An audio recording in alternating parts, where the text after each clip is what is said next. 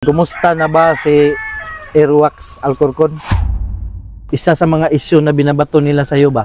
Yan si Airwax, hindi naman yan sumasali sa mga events, mga kanan.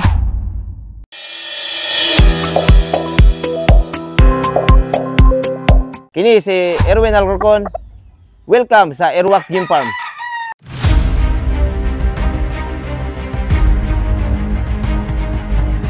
Yung first talaga, yung lumabas ang issue, na-stress talaga tayong pag yung mga followers natin na hindi tayo iniwan kasi na-depress tayo doon. Gusto, yung panahon na yun, gusto ko na talagang mag-quit kasi hindi ko naman yan totoo.